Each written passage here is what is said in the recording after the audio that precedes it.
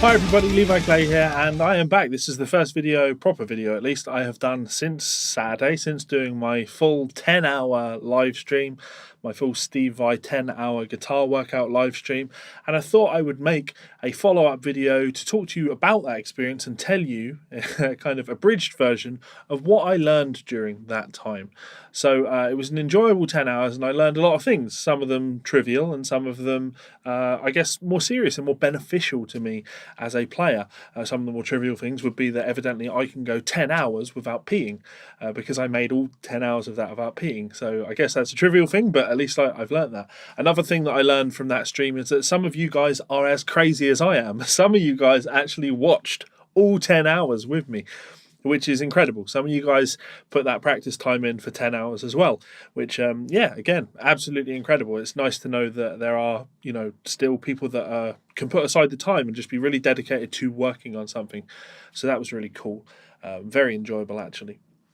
We learned that, and this I guess is more of a disappointing one, I learned that Steve Vai might not always follow through on the things he says. Because Steve was a no-show, but at least he certainly didn't participate in any way. He may have tuned in briefly, but there was no participation. But other people are absolutely awesome. We had some wonderful call-ins to the show, and again learned some trivial things from that. I learned that John Brown has a disgustingly beautiful studio. I learned that Dan Smith has a disgustingly beautiful camera setup, which has kind of meant that over this next month or two, I need to completely overhaul my camera rig and improve the overall, ability to provide video to you guys, because of course you deserve the absolute best. So yep, again, that was another silly little thing that I learned. Well, I already knew this, to be honest, but it's nice to have it confirmed. I knew that Tom Monda of Thank You Scientist has the best exercises. Check this. Another exercise I give my students that's a great, getting the brain going. I call it this triad motif exercise. So let's say we have the key of B flat, right, the triads. Yep.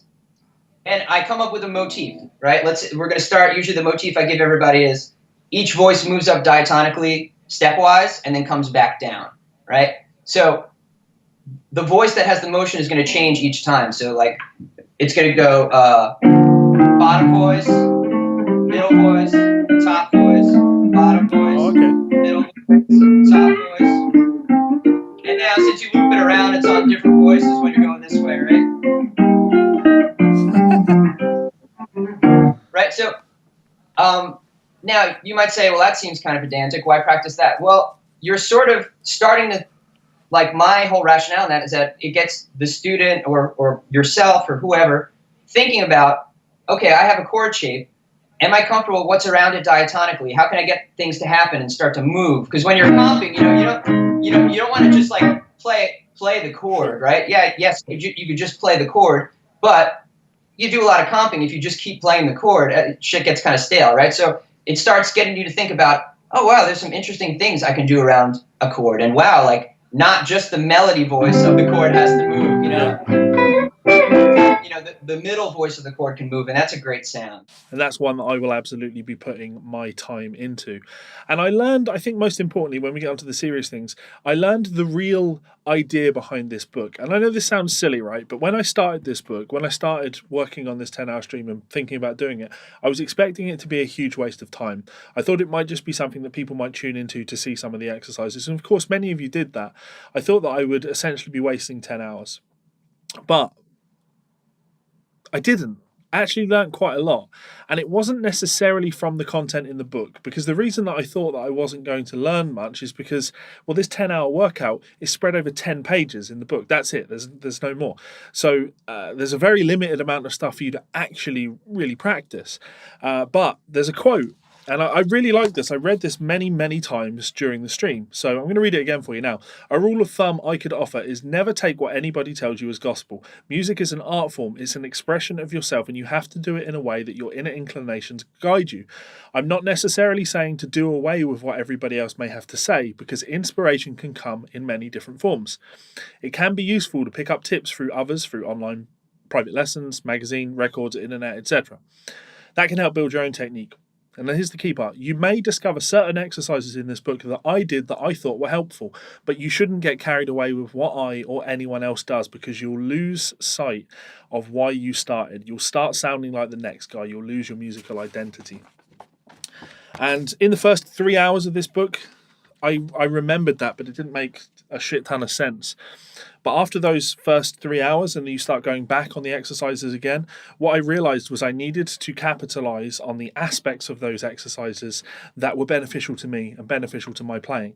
And I did. I adapted the exercises to cater more to my interests, to cater more to what my musical vision was, to cater more to not necessarily weaknesses in my playing, but areas that I felt needed improvement.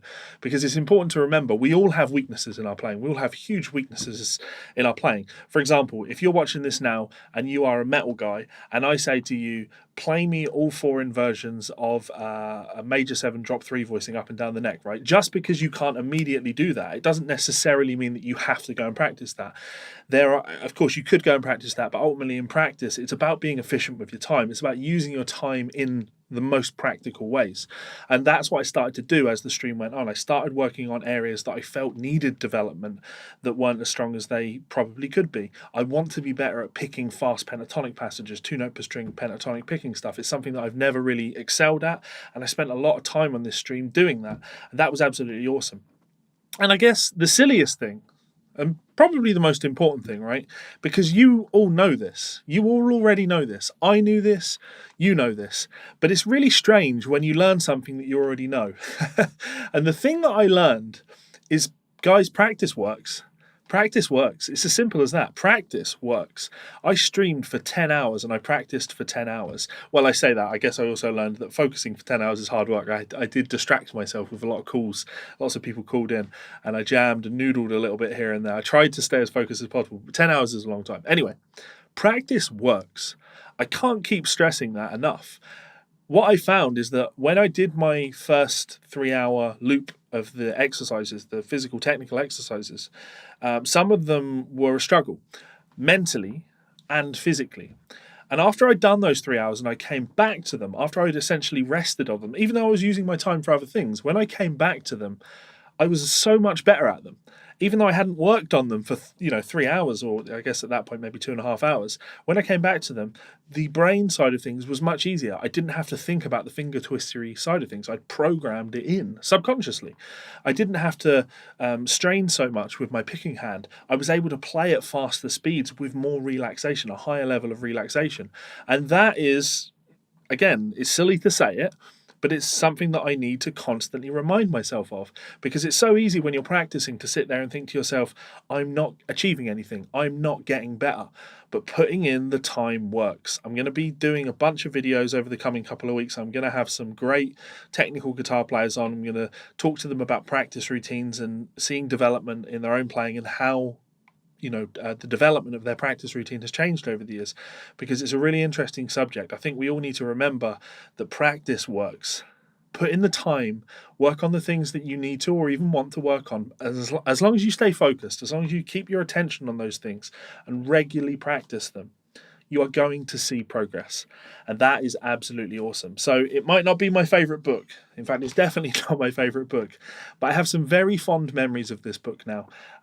Probably more so than just about any of the books that I have in my collection. And trust me, I have a lot. And yeah, it taught me some valuable lessons. It's made me really sort of reappraise the way I'm using my time on the instrument. I need to be being more effective with it. So there you go. Did any of you guys tune into the 10-hour stream? Did any of you guys make it the full 10 hours? Let me know in that comment section below. And if you have any questions about this or anything else related to that stream, again, please do let me know in that comment section below. I'm always reading and I'm happy to get back to you. I want to say a huge extra special thanks to my supporters over on Patreon, because, yeah, you guys absolutely rock. You guys are the thing that allow me to look at, Dan Smith's camera rig and say, my video quality isn't good enough. I need to improve it. I'm going to have to put my Patreon money aside and use it for that. That was always the idea. And my YouTube channel has got considerably better over the last 3 or 4 years. And it's solely been because I've been able to inject more money into improving the overall quality. So thank you so much for getting me this far. And I'm going to keep at it with your love and support. If you don't want to do that, that's fine. You can also head on over to Amazon and check out one of my books. Maybe you want to do a 10-hour stream looking at one of these. If you do, here's a promise. If you do a 10-hour stream looking at one of my books, I will tune in. I'm not a shite bag. If I say I'll tune in, I'll tune in. As always, guys, thank you so much. If you'd like to check me out on Patreon, you can do so by clicking this button up here. You can subscribe by clicking this button down here, and you will see 2 more of my videos here and here. Looking forward to engaging with you guys in that comment section below. Much love. Go practice.